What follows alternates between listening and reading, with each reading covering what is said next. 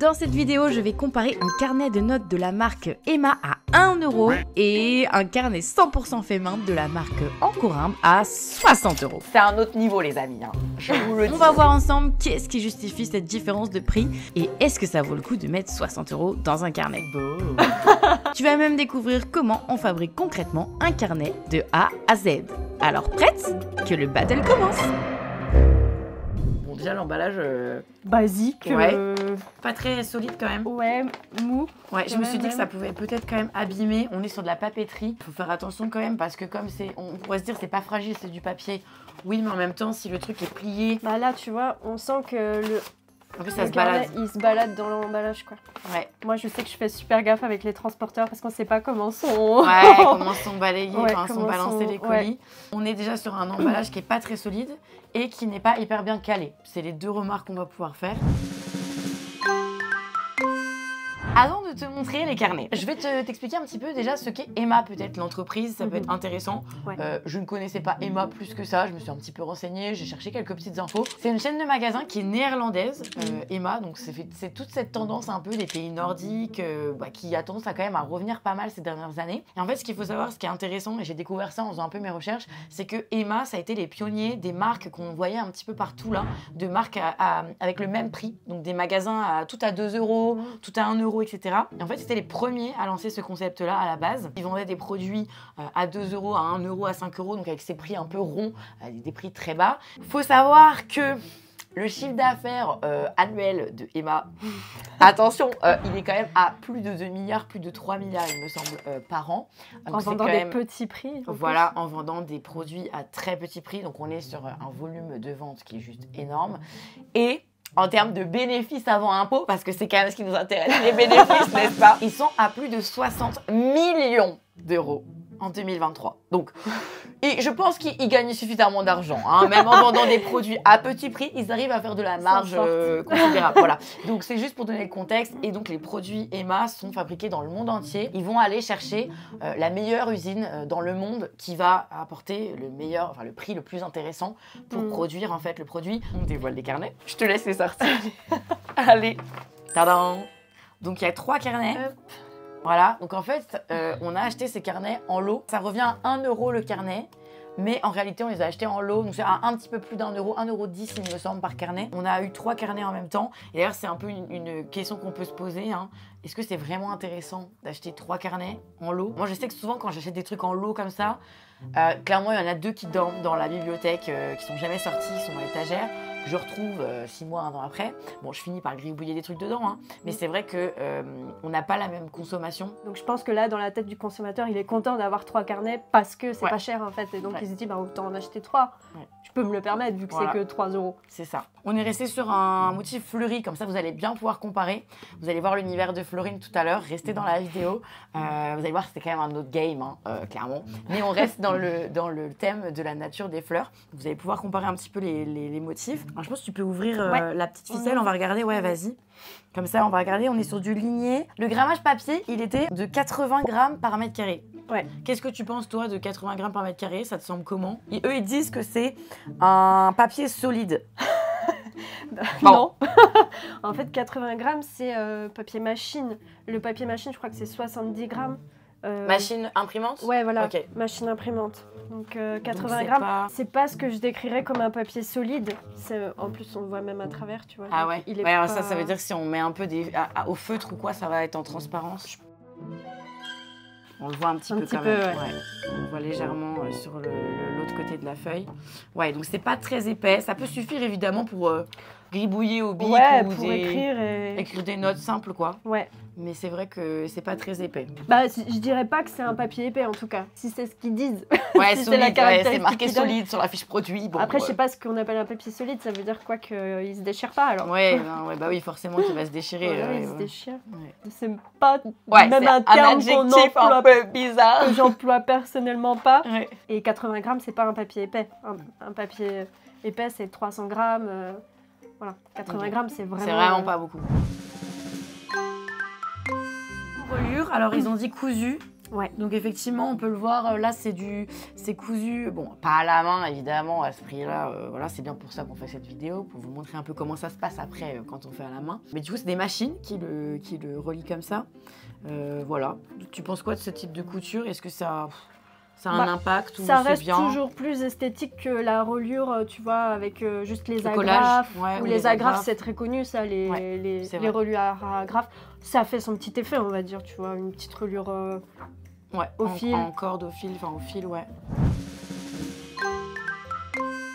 On nous a dit aussi que c'était un label recyclé FSC. Le label FSC, c'est un bon label. Ouais. Voilà, c'est un label de préservation des forêts ou de gestion, en tout cas durable des forêts qui vont permettre de créer du papier, en gros. Donc voilà, mais après, il faudrait un peu plus de détails. Papier FSC, mais fabriqué où? Parce que d'accord. Je ne sais pas, effectivement. Ça, ouais. Tu vois, c'est pour ça qu'il parlait, j'ai été creusé un peu dans les forêts. Ouais. Il parle de forêts tropicales, mais du coup, ça ne donne pas le lieu. Ouais.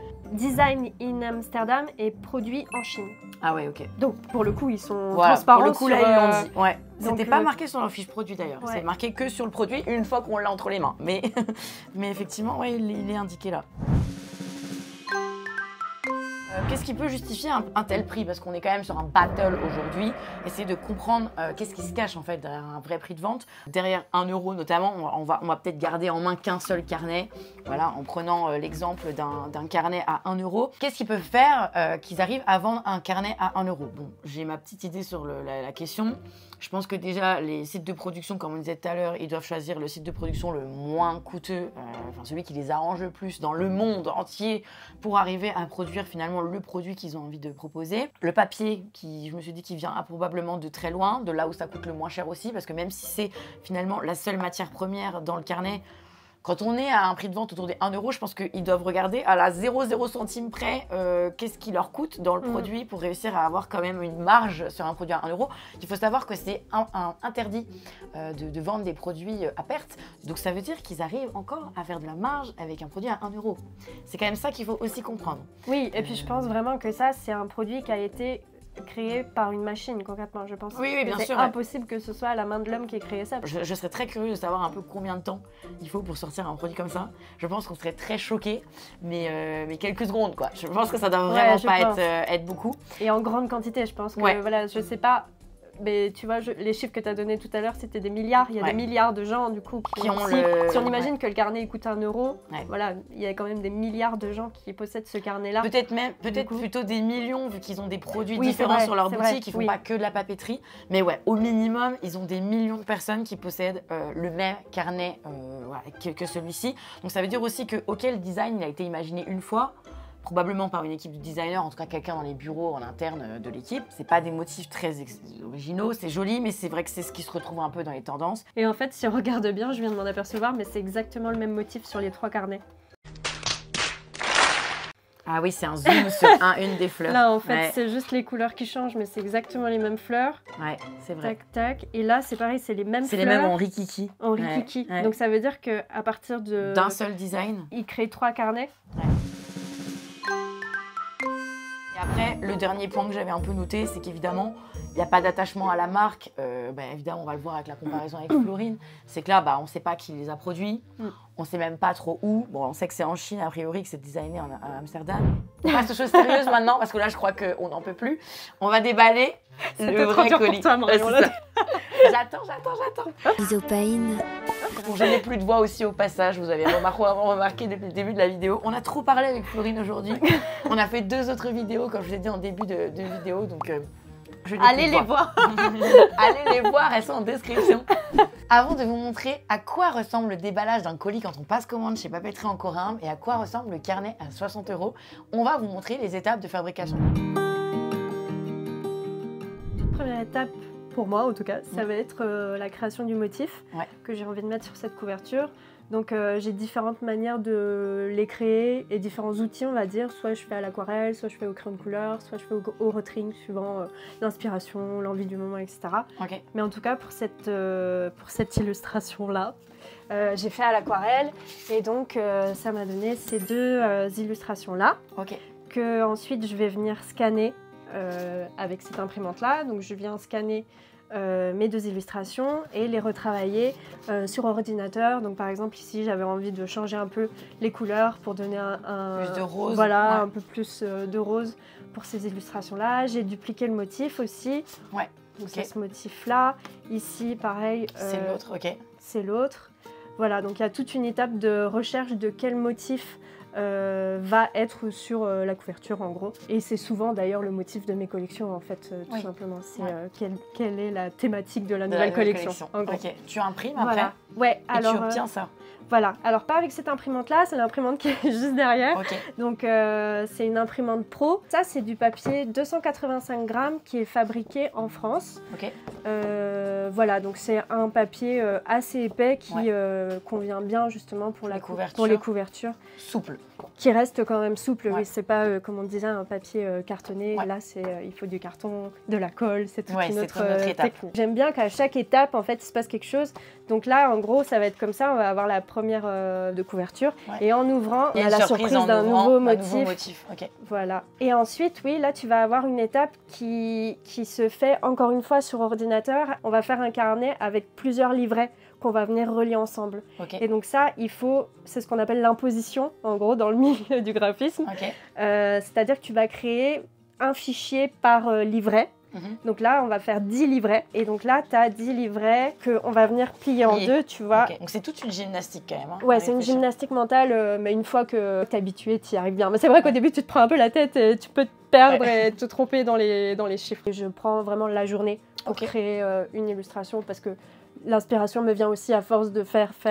Et au bout d'un moment, je trouve, et ça ne marcherait pas si je m'arrêtais pour reprendre. Donc je me laisse vraiment une journée entière pour trouver l'illustration, en tout cas, qui va me servir à créer le motif. L'étape suivante, ça va être tout simplement le pliage. Allez, on va plier les feuilles avec un plioir. Donc c'est cet outil-là. Et donc là, tout simplement, moi j'aime bien commencer à simplement plier avec mes doigts. Et après, vraiment terminer avec le plioir. Et ça permet vraiment d'avoir une pliure... un beau rendu. Une pliure nickel, quoi. Et donc ça, on va faire ça pour toutes les feuilles, en fait. Et donc là, je fais dans le même sens. C'est-à-dire que la fleur, là, doit être à l'extérieur. Ouais, exactement. Donc à chaque fois, on va prendre 4 pages. Et pareil, en fait, on les plie et on va créer nos 10 livrets.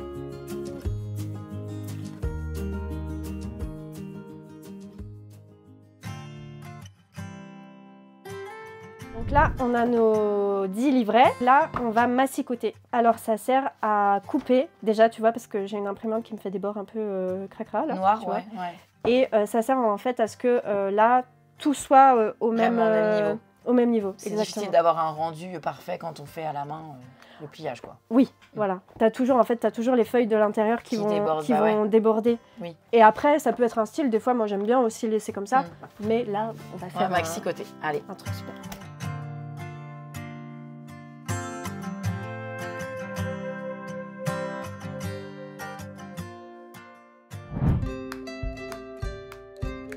La prochaine étape, ça va être le poinçonnage. Donc on va faire les trous ici, en gros, sur toutes les tranches de nos livrets pour pouvoir ensuite venir tous les relier ensemble et créer le carnet. On utilise pour ça un poinçon et un berceau de poinçonnage. Celui-ci qui est très artisanal, c'est mon copain qui l'a créé pour moi. Donc vous ne le retrouverez nulle part dans le commerce.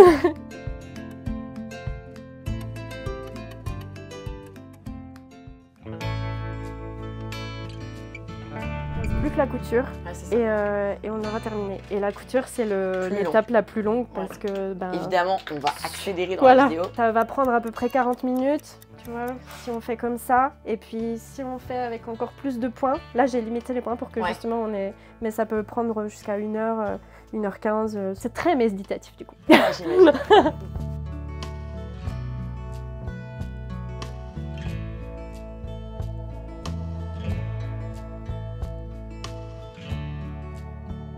On vous montre pas ce qu'on vient de fabriquer, on vous laisse découvrir comme si vous veniez de commander sur la boutique d'Ancourin et de recevoir le colis avec le fameux carnet à 60 €.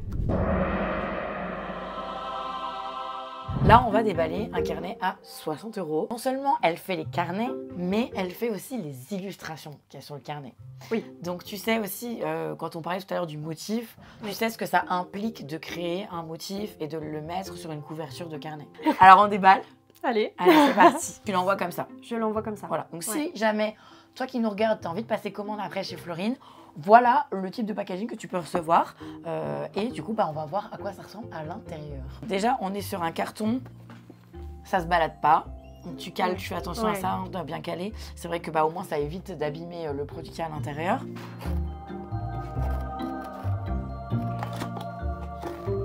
Tadam, c'est beau.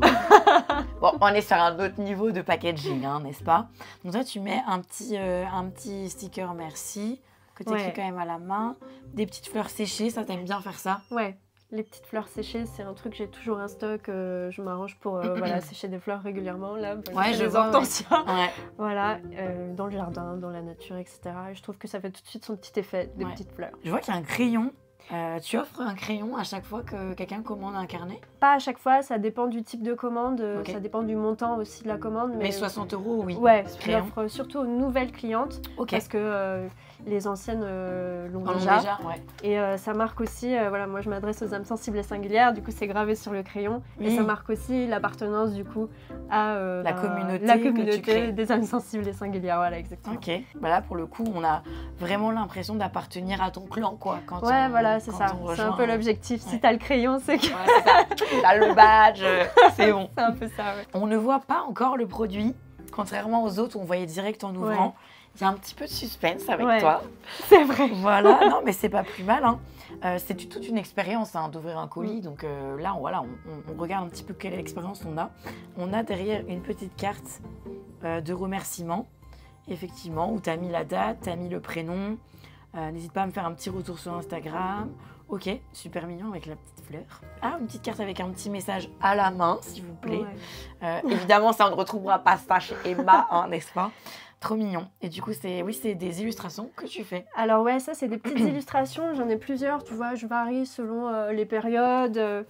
Là, tu vois, en ce moment, j'ai pris celle-ci, mais j'en ai des tonnes et des tonnes, donc je varie et j'imprime des petites on a des petits motifs différents en fonction de... Ok. Après, ça peut être des petites chutes, encore une fois, de papier, des trucs que je vais pas jeter, mais dont je peux pas me servir, et donc je les réutilise comme ça. Ok. C'est trop beau, ça. J'avais eu la même chose. Je sais que j'ai commandé chez Florine et c'était exactement le même packaging, donc ce n'est pas que pour la vidéo, n'est-ce pas? J'ai commandé, j'en ai 2 carnets, moi, de chez toi. Un gros carnet sur mesure et puis un autre beau carnet de bord. Donc que j'utilise aussi au quotidien. J'ai déjà vu, j'adore ce carnet. Mais c'est un autre niveau, les amis, hein. Je vous le dis.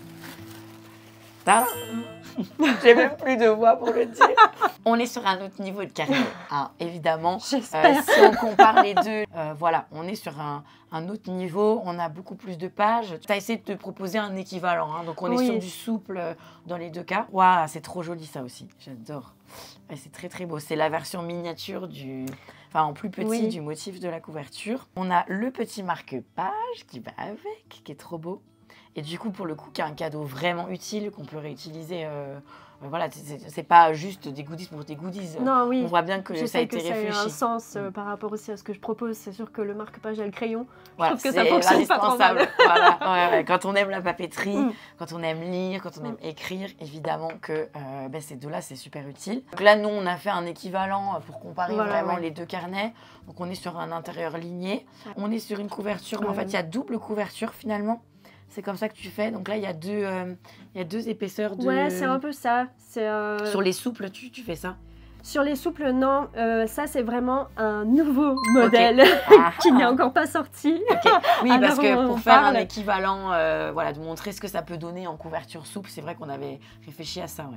Et du coup, le grammage du papier, est-ce que tu peux nous dire en comparaison, c'est quoi du coup? Alors ça, c'est du 100 grammes. Ok, donc un petit peu plus que tout à l'heure, que l'exemple de Emma. Ouais, c'est du 100 grammes et il est 100% recyclé. Celui-ci est fabriqué en Autriche. Je connais la provenance de tous mes matériaux en fait, par contre. Ça, tu peux tracer. Ouais, je peux tracer et je les sélectionne aussi par rapport à leur qualité, leurs caractéristiques. Leurs caractéristiques. Et du coup là, le fil par exemple, tu me demandais tout à l'heure, tu me disais que c'était des fils en Alors spécifique. ça c'est du fil de lin ciré, donc c'est un fil de lin qui est ciré du coup, et du coup qui est très résistant. Ok. Ce qui permet justement d'avoir un objet qui va pas va durer. Le fil va pas casser en fait au fur et à mesure du temps. L'illustration, du coup, c'est toi qui l'as faite? Ouais, l'illustration, c'est moi qui l'ai créée à l'aquarelle. On a le... Ah, l'original juste là. Il y a les deux, effectivement, à l'intérieur. Et du coup, les gens, s'ils adoptent ce carnet-là, ils vont pas le retrouver partout parce que c'est ton illustration. Voilà, exactement. Ouais. C'est mon illustration et c'est des carnets, la plupart du temps, qui sont éphémères, en stock limité. C'est-à-dire que je vais pas en produire à volonté et à la chaîne, il va y avoir un petit nombre de carnets. En moyenne, des carnets, j'en crée 5. Okay. Et le grand max que je crée, c'est voilà, 5 exemplaires par modèle que Donc je crée. On achète aussi quelque part dans 60 € parce qu'on est en train de juger un prix aussi aujourd'hui, la rareté en fait. Oui, c'est ça. De se dire, j'achète un carnet que tout le monde ne va pas avoir.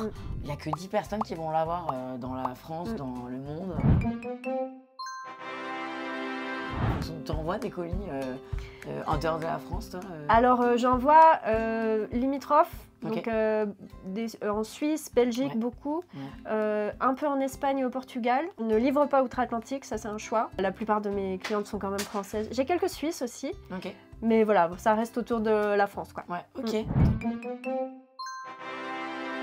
En tout cas, j'espère que vous allez venir en nombre voir le compte Instagram de Florine. Je suis en train d'être émue, je sais pas pourquoi. Ah bah non, alors je veux Florine, dis donc. Allez voir sur le compte Instagram de Florine pour voir un petit peu les coulisses aussi au quotidien de sa marque. Si bien sûr vous êtes intéressé, on a fait 2 autres vidéos avec elle que vous pouvez aller voir et qu'on mettra en description sous cette vidéo-là. Voilà, donc plein de choses où vous pouvez découvrir en tout cas qui fait le produit, qui l'a imaginé, qui l'a créé, chez qui vous mettez votre argent et chez qui vous investissez en fait en achetant un produit artisanal. Je vous invite à aller voir tout ce que propose Florine sur sa boutique en ligne parce que ça, c'en est qu'un exemple, mais il y en a plein de beaux carnets. Il n'y a pas que des carnets, il y a des oracles, il y a des cartes, il y a plein de choses. Pour tous les budgets d'ailleurs, là on a montré un carnet à 60 €, mais il y a aussi des plus petits calepins, plein de choses. Donc rendez-vous directement sur sa boutique en ligne, allez voir son site, allez vous abonner. Merci Merci Florine pour cette vidéo. Merci à toi. Allez, à très vite. Ciao.